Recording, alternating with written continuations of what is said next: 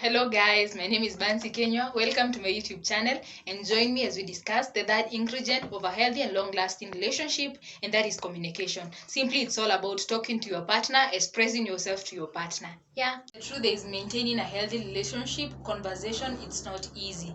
Yeah, communication is hard. You have to practice, you have to work on it.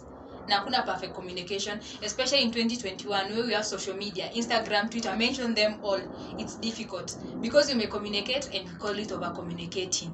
So we have to know, how can we know that there's a communication breakdown in our relationship? And if you realize there is a communication breakdown, how do you improve in your communication skills? And thirdly, what are the things that you should avoid when you're communicating to your partner?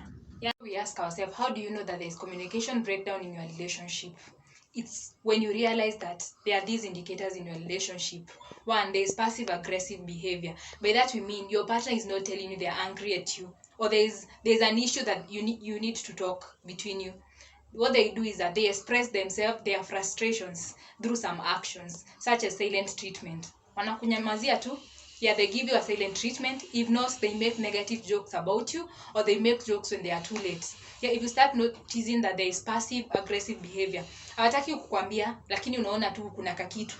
Yeah, that is an indicator that there is a communication breakdown in your relationship. The second indicator that there is a communication breakdown in your relationship is where you see or you find your partner brushing things under the rug, ama sleeping on the pillow. By this we mean your partner and avoid conflict. See, there is no issue in your relationship, but they don't want to talk about it. They are avoiding. So if you find yourself, you don't want to raise your voice, you don't want to speak in your relationship, not because hakuna issue mnaweza ongelelea, but the fact that unataka kuavoid to conflict, msi argue, but kuna kitu yenye inakusumbua. And the wrong thing with this, utaweka hizo grudges, hizo issues, and later zitakuwa something bigger, something that will explode later or in future. So make sure you talk. Stop blushing things under your carpet. Yeah, talk about it. And the third way, or the third sign to know that there's a communication breakdown in your relationship, is where you find yourself or your partner using aggressive language. Yes, aggressive speech, whereby unapata mtu anatumia aggressive language or abusive language. They are abusive.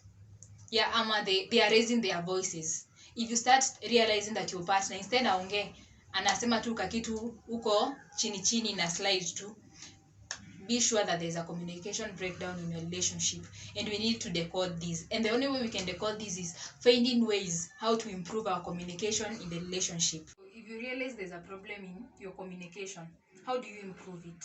One is process your feelings. Yes, if you want to talk to your partner, don't talk when you're emotional, or when you're angry, when you are anxious. Yeah, process your feelings first. By that we mean just calm down first. Tulia kidogo before you even talk. Because we say the most important thing is your words. Because words do matters. The words can break a heart. Now, if you speak something today, you may never be able to change it. So first, process your feelings. You can process your feelings maybe kusikiza ngoma, you listen to music. Yeah, you can take a stroll, you walk. And then by also just sleeping. Yeah, you can relax yourself by sleeping. Yeah, so don't talk to your partner when you're emotional. First tulia kidogo before you talk. Yeah. So after calming down, the next thing that you should do is timing. Yeah, find the appropriate time to talk about the issue with your partner. Sitasema saa za usiku ama morning it's the right time. Yeah, but find a good timing because it can make all a difference. Yeah, by timing we mean maybe you can tell your partner, babe, I have something to tell you today. I have an issue that I would like us to discuss, to talk about. So after telling your partner that, they know that they are expecting something from you. So the moment that you come with the issue, they will not feel like you are ambushing them, umewapata tu hivyo, and that will make them not become defensive. So make sure you have communicated to your partner, at least if not, find a good timing. Si time yenye amefeel anataka kulala, amechoka, ametoka job, na wewe sasa hiyo ndio time, babe, hiyo message niliona ni nani? Yeah. That way is get used. Yeah, get used to use to start your statement with letter I. Yeah, I. Babe, I feel you should spend more time with me. Si ukuje umwambie you spend too much time with your friends. Because if you come with the letter your partner will feel that you blaming them. Yeah, and they become defensive. So start your statements with I. if you're dealing with an issue in a relationship.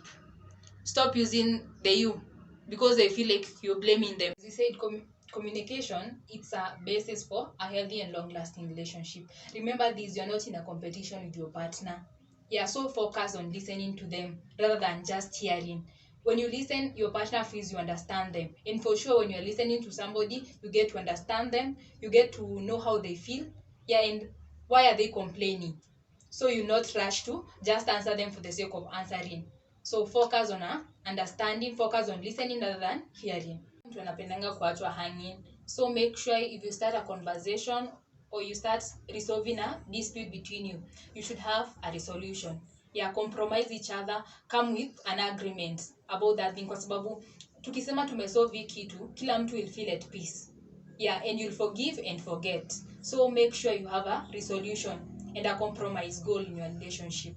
Don't just to argue and then leave the conflict unresolved. To leave unresolved, that means we have agreed on nothing. That means nobody is at peace with each other. Yeah, let's resolve things. Let's come with, at the end of the thing.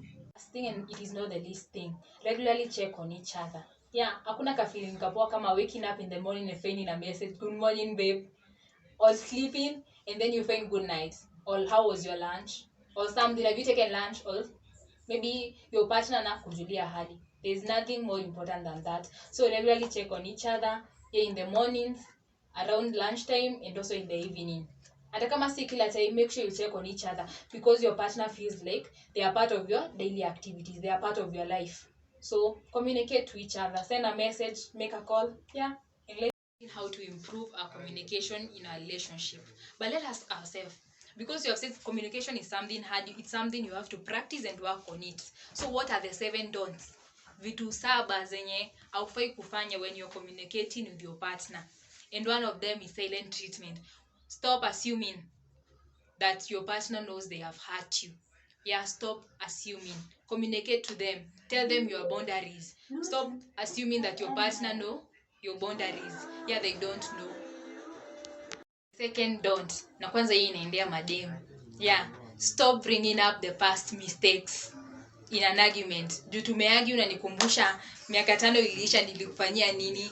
That means you've been carrying the whole baggage. Hapana. Stop bringing up the past mistakes because this makes your partner to be defensive. Ukianza kumwambia ulinifanya anakuwa defensive, therefore at the long run hatutakuwa tumesolve any issue. So make sure you don't bring up the past in a current argument. Mdeal na kitu msahau because relationship is all about forgiving and forgetting. That don't, when you're communicating to your partner, is stop yelling, stop screaming. Yeah, so make sure that you're not raising your voice when in an argument or when you're trying to talk to your partner. Because you know why? If you start yelling or screaming, first thing, mna invite my neighbor wakuja wasikize your issues. So stop yelling, stop screaming. Just calm down because at that time when you have calmed down, that means you are processing your anger and you're in your right thinking capacity. So stop yelling, and if you yell at your partner, they feel you disrespect them and you also lower their self-esteem. Yeah, tuongee tu pole pole. Unaona kama mimi venye nawaambia subscribe. The other don't is walking away. Can you imagine when you're trying to have a conversation with somebody and then they just walk out of you? How do you feel? Intimidated. You feel like they don't respect you and like they don't find you engaging. So please don't walk out of your partner, especially in the midst of a conversation. Na kama umefeel imeku overwhelm sana, what you are talking about is stressing you up or it's overwhelming you, just kindly tell your partner you need a break or you need a time off. So don't just walk out. Hiyo huwa ina provoke mtu sana. And please don't use sarcasm and put downs when you're communicating to your partner. Sarcasm is when you tell your partner something and you completely mean the opposite. And also wachana na jokes, especially where there is an argument. Wachana na jokes, and those jokes, they are negative about your partner. Yeah, that time will hurt their feelings. So don't even use put downs like sawa. So please make sure you're not sarcastic when you're having a conversation with your partner. It shows you respect them. Yeah, tuache sawa. If it's a conversation, let us talk like two mature people who are connected with love. Thing that you should avoid when communicating to your partner, it is disrespectful non-verbal behavior. You're having a deep conversation with your partner na umeshika simu tu na scroll. You're provoking them. Even it shows that you don't respect them. So put away your phones when you're trying to have a conversation with your partner. And then also making eye contact. Okay, eye contact is important, but sometimes eye contact can be intimidating and can also show that you're disrespecting them. Unaongelesha mtu and then anakuangalia. Yeah, that's so. Let us stop. Some nonverbal behaviors, they send wrong signals to your partner. Remember this: no matter how much you love your partner, how long you have known them, you cannot read what is in your partner's mind. Yeah, you cannot know what is going on in their mind or how they are feeling in their heart. So the only way to know this is by communicating. Yeah, I know it's difficult, sometimes you need your space and all that, but just know your partner cannot read your mind. You have to communicate to them. And remember this: good communication can make a relationship survive, but poor communication, it can lead to the death of that relationship. So let us learn to communicate. We learn. That's why we started by intellectual compatibility, the ability to learn. Are you ready to learn the new skills for you to be able to deal with situations in life and even in your relationship? Yeah, so communication is important. Watching, and kindly subscribe, share, and also like. Yeah, let's meet on the fourth ingredient of a healthy and long lasting relationship.